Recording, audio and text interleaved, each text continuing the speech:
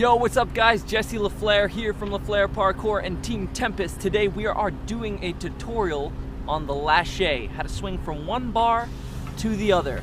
I don't know if you can tell, a little backlit, rocking this full beard. Just got to work on a sweet movie. Something to do with the numbers 300. But check it out, this is what a Lache looks like.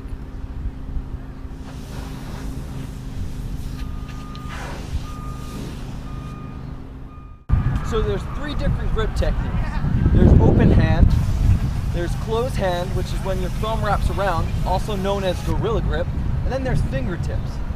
I would say I'd practice all three, see which one you feel most comfortable with. The fingertip one's really not that good for swinging because obviously you don't have as much grip, but it will help if you ever have bad calluses and tears on your hands. Cool? Speaking of calluses, my hands are actually shaved. If you've seen my tutorial on how not to rip, you'd actually understand how that's going to help you from tearing your skin on too many swings. So, if you haven't seen that, I'll put a box right here. Cool, let's move on. So like with any move we do, the stronger we are, the easier it's actually going to be. This move involves a lot of core strength, okay? So we're going to talk about two major positions while swinging, and those are hollow, all right? Nice strong body, strong long lines, and then arched, where your body is actually arched back. When you're swinging, just like on a swing set, you're gonna wanna kick forward and then pull back. Once you're on the bar and you figured out what grip you wanna start off with, just try to get your body to start moving. One of the biggest mistakes that happens is people try to do too much with their arms and their body is too loose. If I'm loose and bending at my hips, I'll never go anywhere, okay? Just like on a trampoline, the stronger your body is, the more bounce will actually follow through your body. So be strong, kick forward, pull back. This is where your core comes in. Once we start, we can go hollow,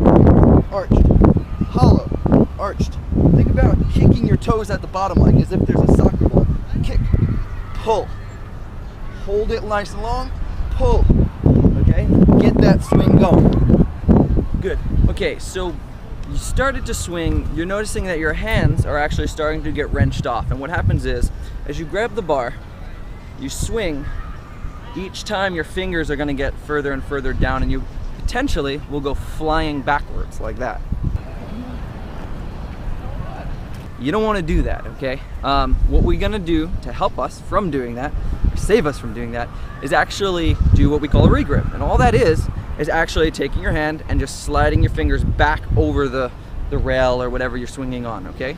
You don't need to do this, which I see a lot of people doing, is like they jump up and try to grab it. There's no reason to ever make your hand leave the rail that much just to grab back down onto it, okay?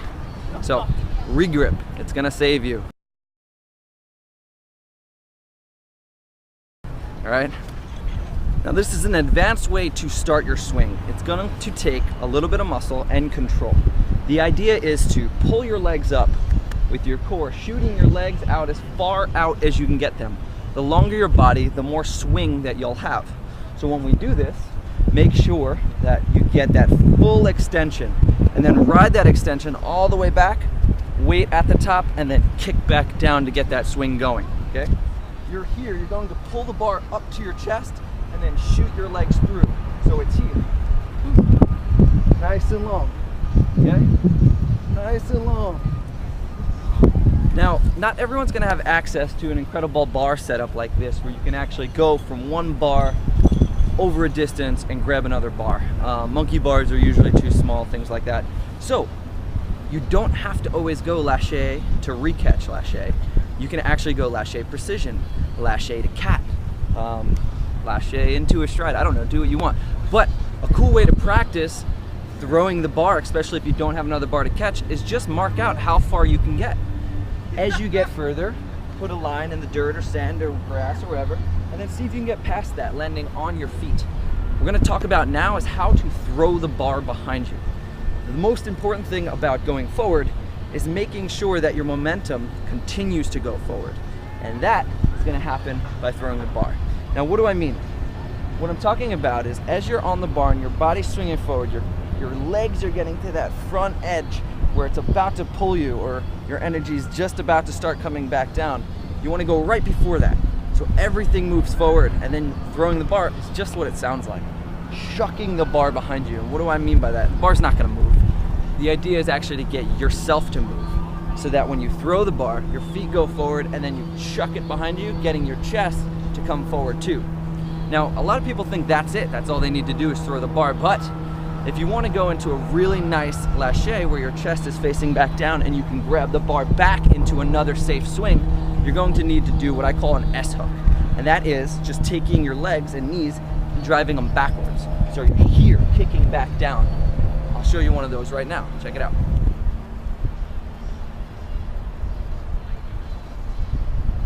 Shut the bar. That's it. Okay.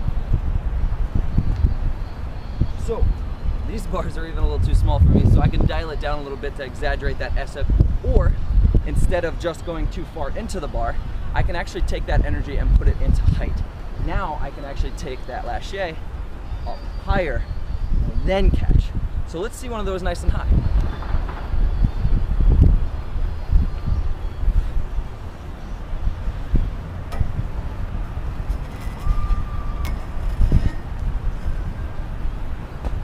So what you're noticing is while I'm doing this, I'm actually using a split hand technique. What that means is I'm not throwing both hands at the same time, which is completely cool and a lot of people think is better off. When I do it, I like to go split hand, so I'll chuck this one, and then what that does is it allows my chest to open up a little bit and give me a little bit longer extension on how far I can throw that second hand, okay? Two hands here, this is my max. But if I let go of one, now I'm here. Boom, okay? So try both of them, see what works for you, and let's continue on. Now, we have to be careful about how we actually catch the bar.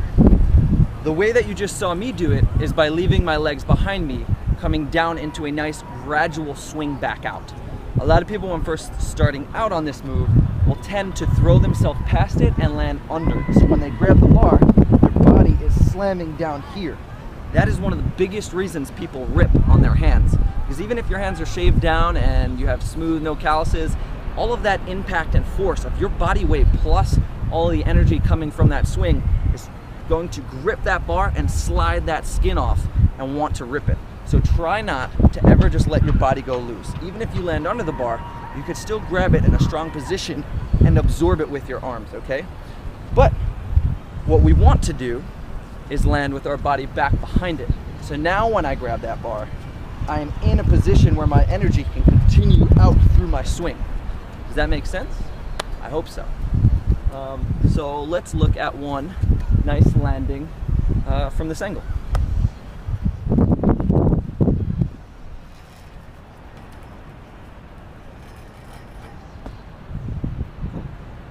So just to recap, remember to start your swing strong. Choose a grip that best fits you and you're most comfortable with. As you start to swing, do not forget to re-grip. After re-gripping and getting your swing, you're going hollow, backwards, arched forwards, really driving those hips forwards, and then riding. Wait until you get to the top, start to come down, then drive those heels back. Kick that soccer ball at the bottom, boom, with both feet, and then throw the bar however you see fit. Both hands or one, but remember to chuck it as hard as you can because that is going to keep your momentum going forward and get your chest to go up and over your feet. As that's happening, give it a little bit of an S hook, drive those heels back and let your body start to go into a falling, facing the ground position as you grab that next bar. If you fall, remember you can always roll out. Tap those feet down and push into that safety roll, a PK roll. Have a tutorial for that as well, but I hope you know how to do that by now. So, that is it. Let's check out some other angles. Thank you for watching. Please subscribe, like, share, do what you gotta do. Jesse LaFlair from Flair Parkour and Team Tempest. Peace out, guys.